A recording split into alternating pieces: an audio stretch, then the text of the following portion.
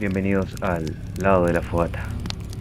Usualmente la historia tiene dos narrativas, desde el punto de vista del derrotado y el que gana, el conquistador.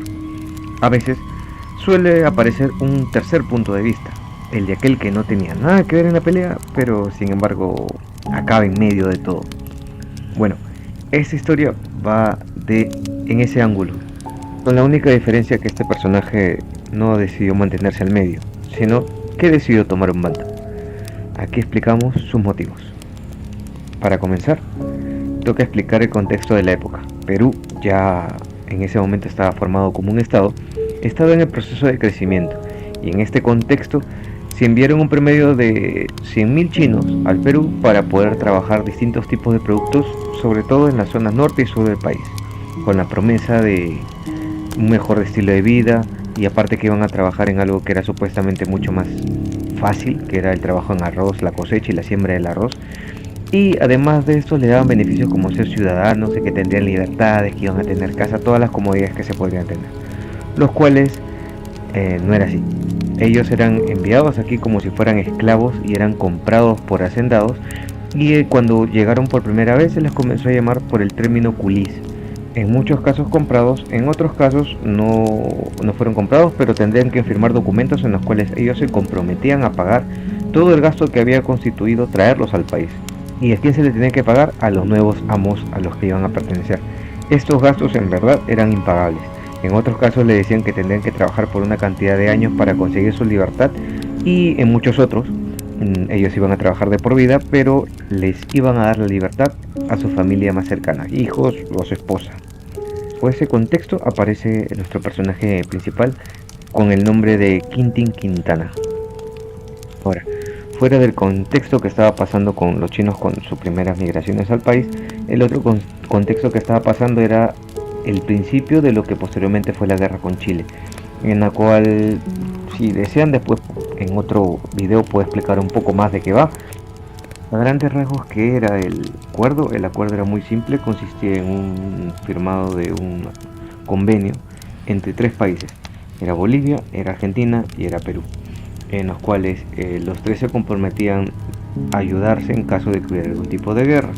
Bueno, Chile estaba buscando expandirse hacia el norte porque era hacia el único punto que puede expandirse, y en medio de la expansión encontraban Bolivia, que en ese momento tenía salida al mar a través de Antofagasta, y tenía después a Perú, que tenía Arica y Tacna, que eran su territorio.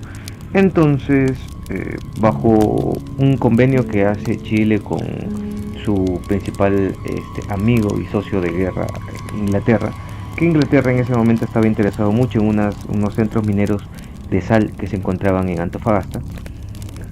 Él le dice a Chile que le haga la guerra a Bolivia para conseguir esos centros mineros, y Bolivia, para evitar de que Argentina participara en esta guerra, Chile decide regalarle lo que era la Patagonia, que originalmente era de ellos. Le decide regalar eso con la única intención de que ellos no entraran en guerra.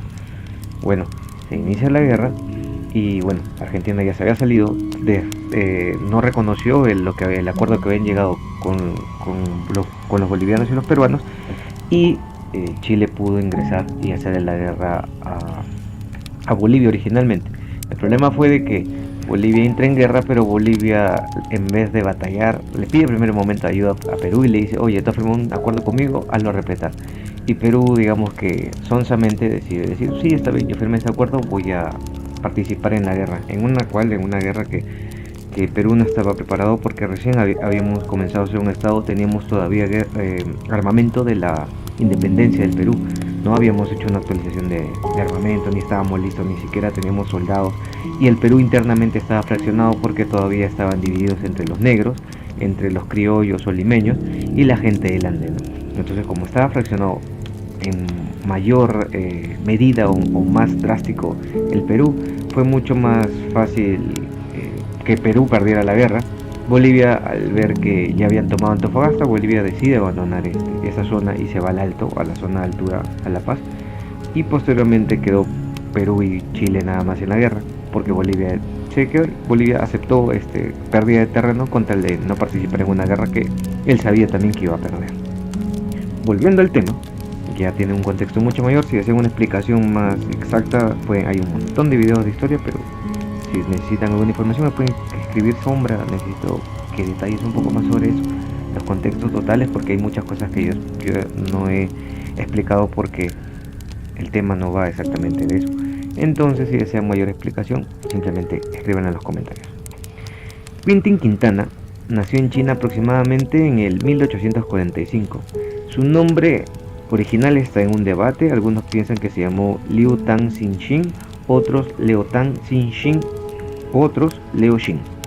Fue un comerciante que en el año de 1866 llega a Ica, Perú, con uno más de esos 100.000 chinos que habían entrado al Perú como medio esclavos, medio libres.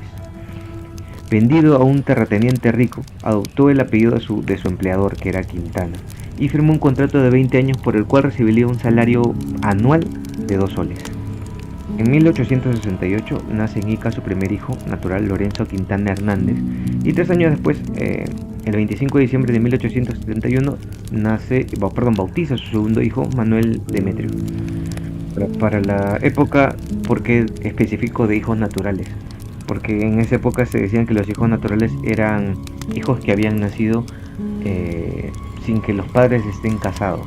Esa era la diferencia, ¿no?, que había en la época. Ya posteriormente, Quintín Quintana se decide casar el 31 de julio de 1873 y tras cumplir sus obligaciones en 1874 se estableció como un comerciante que logró una considerable nivel social en la Lima, en la sociedad china de la época. Una nota curiosa sobre el negocio de Quintana se puede leer en el artículo Chinos y Canacas, escrito por Manuel Zanutegui Rosas y publicado en la revista histórica Tomo 25, que se inicia con una pregunta: ¿qué pasó después con Quintín Quintana? Se olvidó que era un campesino, revivió también las actividades de vendedor del menudeo tras un mostrador y siguió otros caminos. Una nota de la bolsa es muy ilustrativa. Estando comprobado con números informes que el asiático Quintín Quintana ha tenido funcionando públicamente una casa de juegos en la calle Yapario 104, burlando las disposiciones del artículo 5 del Reglamento de Moralidad y Política Correccional, decreto, se le condena a Quintana a pagar una multa de 50 pesos de plata y al cerrar el establecimiento. Y bien, así llegamos al agosto de 1880. El gobierno chileno había decidido atacar hacia el norte de ellos, a Perú, para intentar destruir las plantaciones de caña de azúcar del lugar. Al mando estaba Patricio Lynch, que era un oficial de la Armada que previamente había solicitado dicho operativo, se le había pedido entrar en este operativo, y habían desembarcado en Chimbote el 10 de septiembre de 1880. Después de que los propietarios de las plantaciones locales se negaron a pagar un impuesto de guerra para proteger su propiedad, ellos decidieron quemar todas las plantaciones. Este proceso, de alguna forma que afectó a los hacendados, hizo que liberaran a cientos de chinos que estaban trabajando en el lugar, explotados en ese lugar, y que decidieron, a partir de ver de que los chilenos venían, entre comillas, a liberarlos, participar y ayudarlos a ellos en la guerra. Bueno, esta noticia también llegó a los ex comerciantes chinos que se encontraban en Ica, entre ellos estaba Quintín, y dieron una calurosa bienvenida a los chilenos. Quintana acogió y se hizo amigo del coronel Amunátegui, quien se convirtió en el padrino de los hijos posteriores de Quintana. Cuando las fuerzas chilenas continuaron su marcha hacia el norte, Quintana envió a su familia hacia el sur y fuera de Lima, a Chile, y él mismo abordó un barco de guerra chileno para seguir a ellos. Él y otros 300 chinos llegaron con 25.000 chilenos en Lurín, a más o menos unos 24 kilómetros de Lima. Y así, en Lurín, el 11 de enero de 1881, en promedio de unos 400 a 1000 hombres chinos se unieron a Quintana, ya que en ese lugar se encontraba el santuario de Guanyu, que es un dios chino de la guerra, y junto con los chilenos decidieron beber sangre que habían cortado de un gallo y juraron lealtad a Chile. Pero si les parece raro, la tradición en sí es muy simple. Se hace como una pequeña oración y degollaban al animal, y la sangre que vertían eran separadas en copas, y de estas copas se hacía el juramento. En este caso, bueno, ellos lo hicieron a Chile. ¿Y por qué hicieron el juramento? Porque la intención que tenía Quintana en sí era intentar liberar a la mayor cantidad de chinos que en ese momento eran esclavos. Esta grupo de chinos que se unieron a la guerra se pusieron, o formaron, mejor dicho, una legión llamada la Legión Vulcano, y se unieron al mando del general chileno Manuel Baquedano, preparándose entonces hacia la campaña de Lima, donde posteriormente participaron en la batalla de San Juan y de Miraflores y ayudaron a asentarse más a los chilenos en distintas regiones del Perú. Ahora, si quieren saber exactamente cuál fue la función de Quintín y su grupo de chinos en esta guerra, bueno, ellos se encargaban de explotar a través de dinamita o pozos de agua, y si había minas en el lugar también se encargaban de desenterrarlas.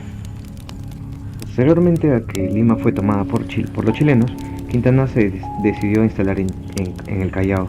Allí Quintana, en colaboración con Amunátegui, que estaba ahora a cargo de toda la ciudad, comenzó a organizar y contratar trabajadores chinos para plantaciones en el norte del Perú, que esas plantaciones que se encontraban en el norte iban a ser explotadas y el recurso iba a ser enviado a Chile. Y digamos que eso también le generó beneficios a esos culís o a esos chinos, porque se les dio un mejor trabajo, un mejor trato, un mejor pago también, y condiciones salubres para poder trabajar. Entre ellos porque incluso Quintín llegó a colocar a propios chinos como jefe de esas plantaciones. Una vez que ya se terminó toda la guerra en 1884, Quintín Quintana y toda su familia, que quedaban todavía en Perú, decidieron trasladarse hacia Valparaíso, donde se dedicarían nuevamente al comercio. Ahora, acá voy a hacer un paréntesis grande porque hace mucho tiempo leí un libro de historia peruana sobre la noche de los machetazos, o así es el nombre coloquial que se le colocó a esta noche o a este momento, que explican que una vez que hubieron esta tradición de parte de los culis y de los chinos que se encontraban sobre todo en el sur del Perú, si a la gente peruana pasó una peculiaridad, o yo lo considero una peculiaridad, no sé, ustedes pueden escribirme y decirme, Sombra, no, esto no es una peculiaridad, fue algo desastroso, están en la libertad, pero se llamó la noche de los machetazos, ya que si bien muchos chinos se habían unido a las fuerzas chilenas, incluso para ayudarlos a cruzar el desierto de Ica, que es uno de los desiertos más complicados, y que gracias a ellos es que los chilenos pueden llegar a Lima, de manera terrestre, me refiero. A partir de eso es que muchos negros o peruanos afros que habitaban el lugar decidieron tomar venganza, represalia, no, si bien no con los chinos que ya se habían unido a los chilenos porque ya estaban con ellos, sino con los chinos que se quedaron. Y cuenta la historia de que muchos de ellos durante las noches agarraban machetes, que son muy parecidos a unos sables, y con ellos iban a matarlos a uno por uno a ellos en venganza por la traición que les habían hecho al país. Y la masacre fue tan grande que una peculiaridad aquí es que no sueles encontrar gente de China o de rasgos chinos en el sur, en Ica, por ejemplo, que es una zona donde, o en Ica, en Chincha, que son zonas donde hay una gran concentración de personas afroperuanas, no sueles encontrar chinos. Bueno, y ahora, ¿qué pasó con Quintín una vez que estuvo en Santiago o en Valparaíso? Bueno, todo parecía que estaba bien hasta el año de 1886, donde sus dos hijos que él había tenido contrajeron viruela y fallecieron al poco tiempo. Después de eso, una niña que él tuvo, que se llamaba María Felicidad, también falleció 2 días después, y 2 días después de la muerte de la niña, falleció Abraham, que era uno de sus últimos hijos, que tenía en ese momento 5 años.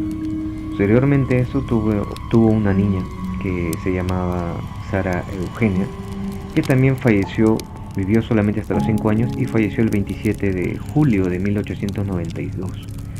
Ella sí falleció en Santiago de Chile. Lo que declara el padre es que quien señaló en ese momento que tenía 47 años y que era un comerciante, o sea, él declaró la muerte de su hija. Y así Quintín fallece en el año 1902 en Santiago, en la capital chilena. Y bien, espero que les haya gustado el tema. Ya saben, suscríbanse, denle like porque eso me permite saber de que están haciéndose las cosas bien. Y o si creen que algo sí tiene que mejorar, también escriban en la parte inferior. Y nada, sin más, ahora vamos a ver la próxima vez que la fogata nos va a juntar.